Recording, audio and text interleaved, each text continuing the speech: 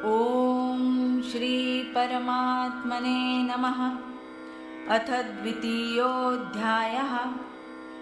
संजय उवाच तं तथा कृपयाविष्टम् अश्रुपूर्णाकुलेक्षणं विषीदन्तमिदं वाक्यम् उवाच मधुसूदनः।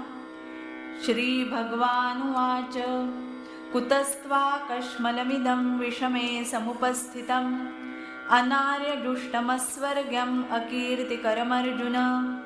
क्लैब्यं मास्मगमः पार्थ नैतत्त्वय्युपपद्यते। क्षुद्रं हृदयदौर्बल्यं त्यक्त्वोत्तिष्ठ परन्तप।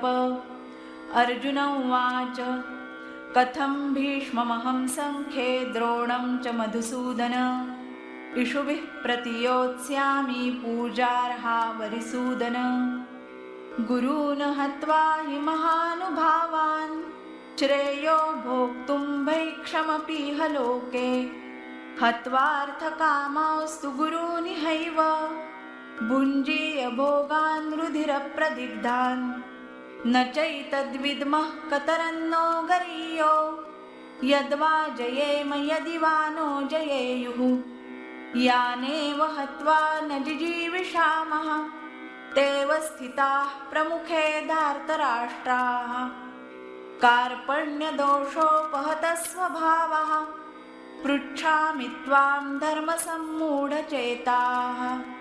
यच्छ्रेयस्यान्निश्चितं ब्रूहि तन्मे शिष्यस्तेऽहं शाधि मां त्वां प्रपन्नम्।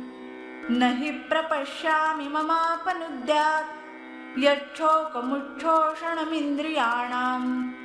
अवाप्य भूमावसपत्नमृद्धं राज्यं सुराणामपि चाधिपत्यम्। संजय उवाच एवमुक्त्वा ऋषिकेशं गुडाकेशः परन्तप न योत्स्य इति गोविन्दम् उक्त्वा तूष्णीं बभूवः। तमुवाच ऋषिकेशः प्रहसन्निव भारत। सेनयोरुभयोर्मध्ये विषीदन्तमिदं वचः। श्रीभगवानुवाच अशोचानन्वशोचस्त्वं प्रज्ञावादांश्च भाषसे। गतासु न गतासूंश्च नानुशोचन्ति पण्डिताः। न त्वेवाहं जातु नासं न त्वं नेमे जनाधिपाः। न चैव न भविष्यामः सर्वे वयमतः परम्। देहिनोऽस्मिन् यथा देहे कौमारं यौवनं जरा तथा देहान्तरप्राप्तिर्धीरस्तत्र न मुह्यति। मात्रा स्पर्शास्तु कौन्तेय शीतोष्णसुखदुःखदाः। आगमापायिनो नित्यांस्तांस्ति तितिक्षस्व भारत। यं हि न व्यथयन्ते ते पुरुषं पुरुषर्षभ। समदुःखसुखं धीरं सोऽमृतत्वाय कल्पते। नासतो विद्यते भावो नाभावो विद्यते सतः। उभयोरपि दृष्टोऽन्तस्त्वनयोस्तत्त्वदर्शिभिः। अविनाशि तु तद्विद्धि येन सर्वमिदं ततं। विनाशमव्ययस्यास्य न कश्चित् कर्तुमर्हति। अन्तवन्त इमे देहा नित्यस्योक्ताः शरीरिणः। अनाशिनो प्रमेयस्य तस्माद्युध्यस्व भारत। य एनं वेत्ति हन्तारं यश्चैनं मन्यते हतम्। उभौ तौ न विजानीतो नायं हन्ति न हन्यते। न जायते म्रियते वा कदाचित् नायं भूत्वा भविता वा न भूयः। अजो नित्यः शाश्वतोऽयं पुराणो न हन्यते हन्यमाने शरीरे। वेदाविनाशिनं नित्यं य एनम् अजमव्ययम्। कथं स पुरुषः पार्थ कङ्घातयति हन्तिकम्। वासांसि जीर्णानि यथा विहाय नवानि गृह्णाति नरोपराणि। तथा शरीराणि विहाय जीर्णान् अन्यानि संयाति नवानि देहि। नैनं छिन्दन्ति शस्त्राणि नैनं दहति पावकः।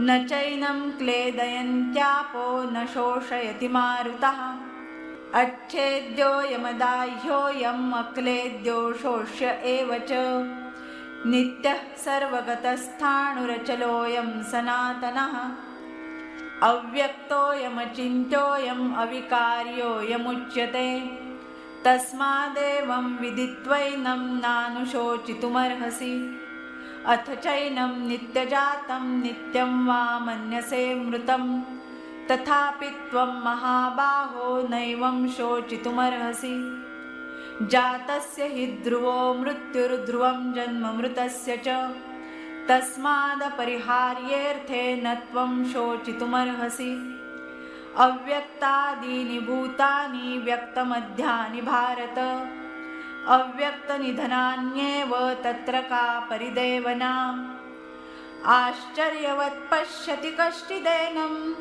आश्चर्यवद् वदति तथैव चान्यः आश्चर्यवच्चैनमन्यः शृणोति श्रुत्वाप्येनं वेद न चैव कश्चित् देहि नित्यमवध्योऽयं देहे सर्वस्य भारत तस्मात् सर्वाणि भूतानि न त्वं शोचितुमर्हसि स्वधर्ममपि चावेक्ष न विकम्पितुमर्हसि धर्म्याद्युद्धात् श्रेयोऽन्यत् क्षत्रियस्य न विद्यते यदृच्छया चोपपन्नं स्वर्गद्वारमपावृतं सुखिनः क्षत्रियाः पार्थ लभन्ते युद्धमीदृशम् अथ चेत्त्वमिमं धर्म्यं संग्रामं न करिष्यसि ततः स्वधर्मं कीर्तिं च हित्वा पापमवाप्स्यसि अकीर्तिं चापि भूतानि कथयिष्यन्ति ते व्ययाम् सम्भावितस्य चाकीर्तिर्मरणादतिरिच्यते भयाद्रणादुपरतं मंस्यन्ते त्वां महारथाः येषां च त्वं बहुमतो भूत्वा यास्यसि राघवम् अवाच्य वादांश्च बहून् वदिष्यन्ति तवाहिताः निन्दन्तस्तव सामर्थ्यं ततो दुःखतरं नु किम् हतो वा प्राप्स्यसि स्वर्गं जित्वा वा भोक्ष्यसे महीम् तस्मादुत्तिष्ठ कौन्तेय युद्धाय कृतनिश्चयः सुखदुःखे समे कृत्वा लाभालाभौ जयाजयौ ततो युद्धाय युज्यस्व नैवं पापमवाप्स्यसि एषा ते विहिता सांख्ये बुद्धिर्योगे त्विमां शृणु बुद्ध्या युक्तो यया पार्थ कर्मबन्धं प्रहास्यसि नेहाभिक्रमनाशोऽस्ति प्रत्यवायो न विद्यते स्वल्पमप्यस्य धर्मस्य त्रायते महतो भयात् व्यवसायात्मिका बुद्धिरेकेह कुरु नन्दन बहुशाखा इहनन्ताश्च बुद्धयो व्यवसायिनां यामिमां पुष्पितां वाचं प्रवदन्त्य विपश्चितः वेदवादरताः पार्थ नान्यदस्तीति वादिनः कामात्मानः स्वर्गपरा जन्मकर्मफलप्रदां क्रियाविशेषबहुलां भोगैश्वर्यगतिं प्रति भोगैश्वर्यप्रसक्तानां तया परुतचेतसां व्यवसायात्मिका बुद्धिः समाधौ न विधीयते त्रैगुण्यविषया वेदा निस्त्रैगुण्यो भवार्जुन निर्द्वन्द्वो नित्यसत्त्वस्थो निर्योगक्षेम आत्मवान् यावानर्थ उदपाने सर्वतः सम्प्लुदोदके तावान् सर्वेषु वेदेषु ब्राह्मणस्य विजानतः कर्मण्येवाधिकारस्ते मा फलेषु कदाचन मा कर्मफलहेतुर्भुर्मा ते सङ्गोत्स्वकर्मणि योगस्थः कुरु कर्माणि सङ्गं त्यक्त्वा धनञ्जय सिद्ध्यसिद्ध्योः समो भूत्वा समत्वं योग उच्यते दूरेण ह्यवरं कर्म बुद्धियोगात् धनञ्जय बुद्धौ शरणमन्विच्छ कृपणाः फलहेतवः बुद्धियुक्तो जहातीह उभे सुकृतदुष्कृते तस्माद्योगाय युज्यस्व योगः कर्मसु कौशलम् कर्मजं बुद्धियुक्ता हि फलं त्यक्त्वा मनीषिणः जन्मबन्धविनिर्मुक्ताः पदं गच्छन्त्यनामयम्। यदा ते मोहकलिलं बुद्धिर्व्यतितरिष्यति तदा गन्तासि निर्वेदं श्रोतव्यस्य श्रुतस्य च। श्रुतिविप्रतिपन्ना ते यदा स्थास्यति निश्चला समाधावचला बुद्धिस्तदा योगमवाप्स्यसि। अर्जुन उवाच स्थितप्रज्ञस्य का भाषा समाधिस्थस्य केशव। स्थितधीः किं प्रभाषेत किमासीत व्रजेत किम्।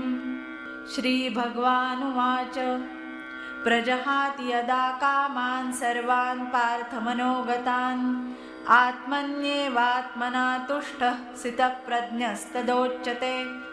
दुःखेष्वनुद्विग्नमनाः सुखेषु विगतस्पृहः वीतरागभयक्रोधः स्थितधीर्मुनिरुच्यते। यः सर्वत्रानभिस्नेहस्तत्तत्प्राप्य शुभाशुभम् नाभिनन्दति न द्वेष्टि तस्य प्रज्ञा प्रतिष्ठिता। यदा संहरते चायं कूर्मोऽङ्गानीव सर्वशः इन्द्रियाणीन्द्रियार्थेभ्यस्तस्य प्रज्ञा प्रतिष्ठिता। विषया विनिवर्तन्ते निराहारस्य देहिनः रसवर्ज्यं रसोऽप्यस्य परं दृष्ट्वा निवर्तते। यततो ह्यपि कौन्तेय पुरुषस्य विपश्चितः इन्द्रियाणि प्रमाथीनि हरन्ति प्रसभं मनः। तानि सर्वाणि संयम्य युक्त आसीत मत्परः वशे हि यस्येन्द्रियाणि तस्य प्रज्ञा प्रतिष्ठिता। ध्यायतो विषयान् पुंसः सङ्गस्तेषूपजायते सङ्गात् सञ्जायते कामः कामात् क्रोधो विजायते क्रोधात् भवति सम्मोहः सम्मोहात् स्मृतिविभ्रमः स्मृतिभ्रंशात् बुद्धिनाशो बुद्धिनाशात् प्रणश्यति। रागद्वेषवियुक्तैस्तु विषयानिन्द्रियैश्चरन् आत्मवश्यैर्विधेयात्मा प्रसादमधिगच्छति। प्रसादे सर्वदुःखानां हानिरस्योपजायते प्रसन्नचेतसो ह्याशु बुद्धिः पर्यवतिष्ठते। नास्ति बुद्धिरयुक्तस्य न चायुक्तस्य भावना न चाभावयतः शान्तिरशान्तस्य कुतः सुखम्। इन्द्रियाणां हि चरतां यन्मनो निविधीयते तदस्य हरति प्रज्ञां वायुर्नावमिवाम्भसि। तस्माद्यस्य महाबाहो निगृहीतानि सर्वशः इन्द्रियाणीन्द्रियार्थेभ्यस्तस्य प्रज्ञा प्रतिष्ठिता। या निशा सर्वभूतानां तस्यां जागर्ति संयमी यस्यां जाग्रति भूतानि सा निशा पश्यतो मुनेः। आपूर्यमाणम् अचलप्रतिष्ठं समुद्रमापः प्रविशन्ति यद्वत् तद्वत् कामायं प्रविशन्ति सर्वे स शान्तिमाप्नोति न कामकामी। विहाय कामान्यः सर्वान् पुमांश्चरति निःस्पृहः निर्ममो निरहङ्कारः स शान्तिमधिगच्छति। एषा ब्राह्मी स्थितिः पार्थ नैनां प्राप्य विमुह्यति। स्थित्वा स्यामन्तकालेऽपि ब्रह्मनिर्वाणमृच्छति। ॐ तत्सदिति श्रीमद्भगवद्गीतासु उपनिषत्सु ब्रह्मविद्यायां योगशास्त्रे श्रीकृष्णार्जुनसंवादे सांख्ययोगो नाम द्वितीयोऽध्यायः। हरिः ओं तत्सत् हरिः ओं तत्सत् हरिः ओं तत्सत्। ॐ तत्सत् कृष्णार्पणमस्तु।